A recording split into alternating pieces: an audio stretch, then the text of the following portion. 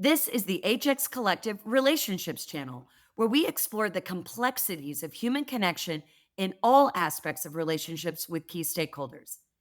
Today's thought provoking conversation features Gretchen Miller Bush as she shares authentic relationship stories that have transformed her human experience. The HX Collective explores the human experience through three main channels of life: work, relationships, and self. With raw, authentic conversations, the podcast investigates how challenges can become powerful teachers, leading to personal growth and deeper connections. Rooted in humanity-centered design, each episode reflects a commitment to doing good and doing well, featuring diverse voices and generational perspectives. Expect gripping stories of struggle and success, with thought-provoking discussions and concrete tools and tactics that encourage you to rethink your relationship with distress, helping you to establish your full human experience. This is the HX Collective channel. All right, so we had a lot of great foundation in our conversation so far. We've really talked about the various lenses that we need to look at the human experience as the integration of having it all. We've talked about it, what it looks like at work, and now I want to transition, talk about relationships. Now, to be sure, work and relationships is a cornerstone of the human experience that we've discussed. And I want to talk maybe more broadly about relationships that maybe are adjacent to work or outside of work, which could include your experience as a wife, as a mom, as a friend, as a sibling. Why do you think human experience in building our relationships, why is this such an important time to be talking about human flourishing? Yeah, totally. So from my perspective, and maybe this is to some degree unique to my extroverted personality, but to me, there is absolutely no flourishing without relationships. I get energy from people, and be that friends, acquaintances, strangers, deep and longtime friends, whatever it might be. In fact, my husband, who's much more of an introvert than I am, laughs because I always say that my very favorite thing in the world is talking to strangers. And it's totally become my mother, where I strike up conversations in the checkout line or at TSA or with my Uber drivers. In fact, I met another Uber driver last night, Omar, who's a dear friend now. Um, and so to me, it's not only those funny little chance meetings where you just connect with somebody, have a short conversation. There's like that kind of little faith in humanity restored moment, but more importantly, it's those deeper connections and friendships, whether it be with my older sister Chris, my niece, my gaggle of girlfriends who I lovingly refer to as my board of directors, who I can go to for everything from, kid drama to, oh my God, my husband is so annoying, to I'm thinking about making this career move. What do you think? It's those folks that really ground me and fill my cup. Yeah. Well, I think the through line of there is no flourishing absent relationships, a truism, to the core. And I know one of my favorite things about we're both in our 50s, albeit I'm a little older in my 50s than you. There's this sort of freedom that comes when you hit your halftime. So if you were an audience listener and you are a woman getting ready to approach her halftime birthday, I'm going to tell you, believe people when they say you really get a level of confidence and freedom to live your full life. So I'm saying that with confidence, and I know Gretchen agrees with me. Gretchen, there's been a lot of research that you've been investigating about kind of what happens in second half of life, and in particular, this sort of new reimagined understanding of retirement. And the fact is that retirement isn't necessarily the thing that it was, perhaps for our baby boomers or our older generations. And so when we think about the human experience and some of the research that you've been doing, it would be great for our audience to kind of be thinking about, what are people thinking about in that next season? How are they thinking about, what comes after the go, go, go years of building your business or practice? And you speak a little bit about that.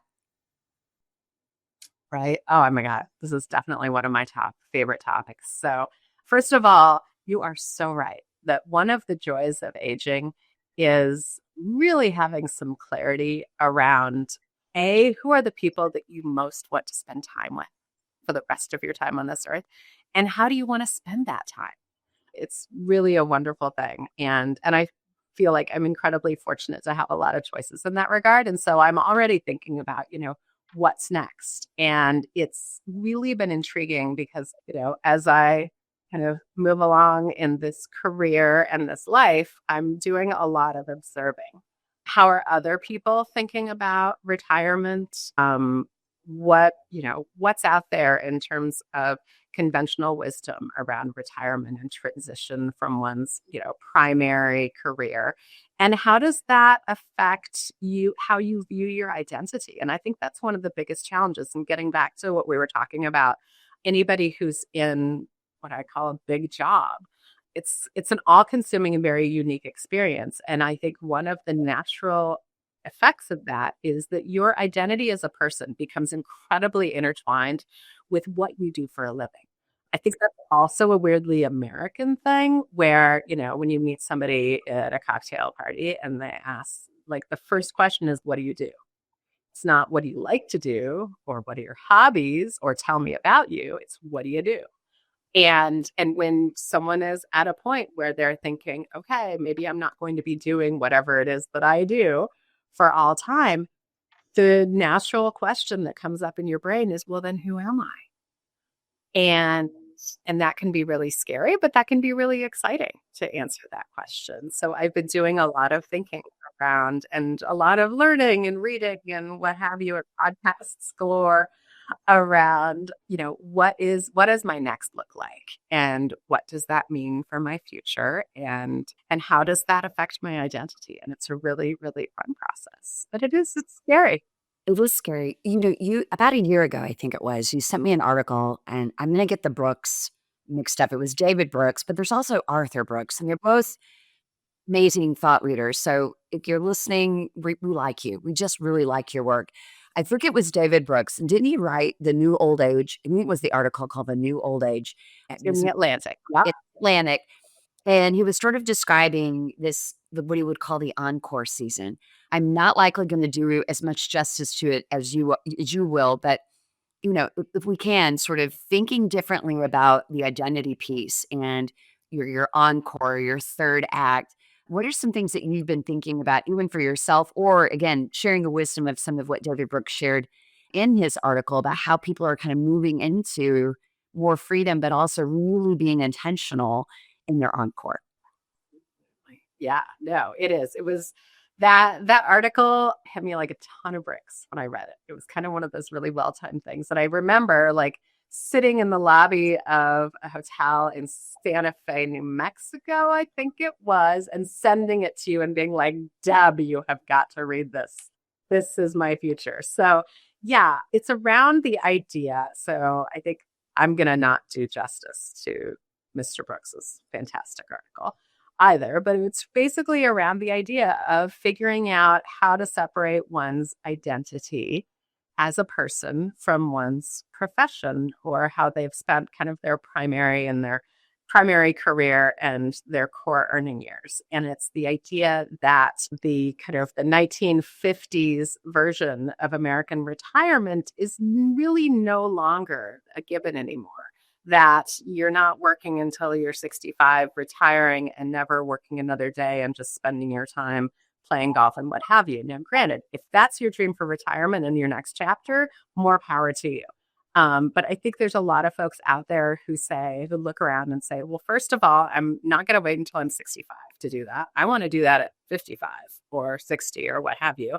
And next, I still want to have a purpose. I still feel like I have more to give to this world and this life, but now I have the freedom and the choices to be able to decide what is that and to think about what is authentic to me. What are my values? What are my objectives? And how do I fit who I am as a person and what I want to accomplish into whatever that next chapter might be? And there's actually programs that have sprung up all over the country. I know the University of Colorado at Denver has one called Changemakers, which is they put together cohorts of exactly people going through this process And I think that there's a huge opportunity to launch these encore type programs within organizations as well, especially professional services. Because I think that one of the challenges that we deal with in the professional services realm is the connection between folks who are retiring and the essential tenets of business continuity, succession planning.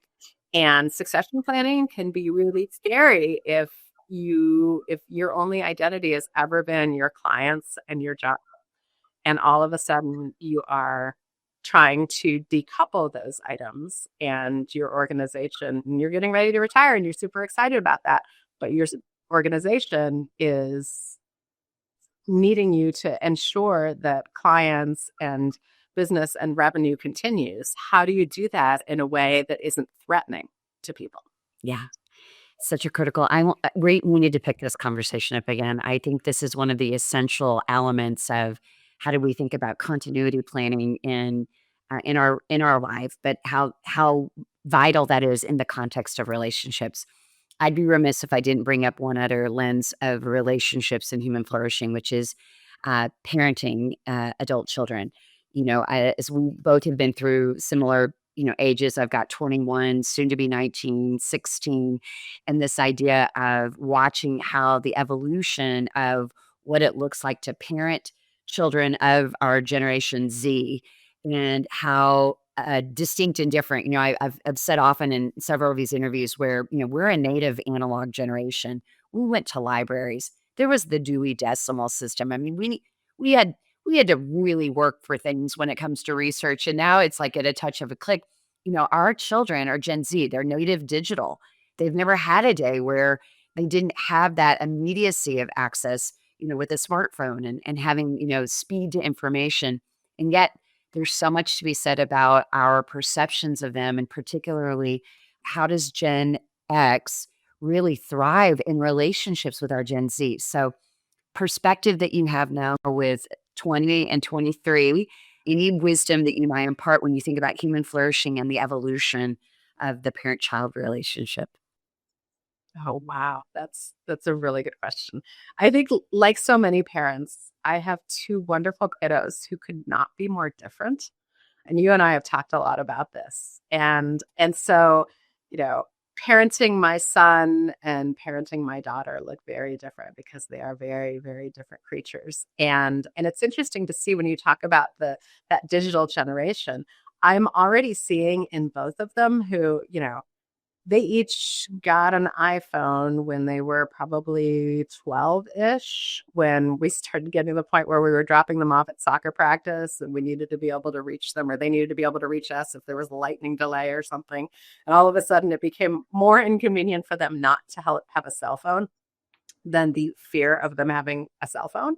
But it's funny because fast forward to today, and I already see each of them rejecting a lot of technology. And in order to lean into having relationships in real life. And it's really intriguing. My son in particular, they both went through all of the, addiction to TikTok and, Snapchat and what have you, and living life online and judging one's value by how many friends you have online and all of the parade of horribles that we all hear on a daily basis about social media. They all have kind of been through that, and they came through that. And my son in particular, he has deleted most social media from his phone, except that which he needs simply to kind of communicate via direct message with friends and make plans and what have you. And he routinely will just leave his phone at home when he goes out to spend time with friends because he really wants to be there in person with them. And I don't know if he's a unique creature in that regard, but I suspect that there's more and more of that, which gives me a lot of hope for kind of getting back to the analog connection and community that is the foundation for our lives, and I think is an essential part of flourishing as an individual in this world. All right. Well, that is a good cliffhanger moment, but I like to think that he was a trendsetter.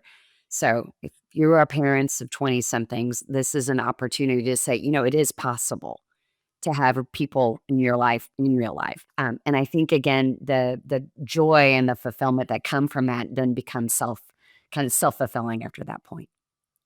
It's great. Yeah. All right. So, of course, I could just hours. There's just not enough time to be able to get all these conversations. So I can't wait for our next episode. Thanks for being here. If today's conversation sparked something in you, we hope you'll carry it forward with curiosity, compassion, and courage. Subscribe to the show, leave a review, and share this episode with someone who needs it. Until next time, keep exploring what it means to be fully human.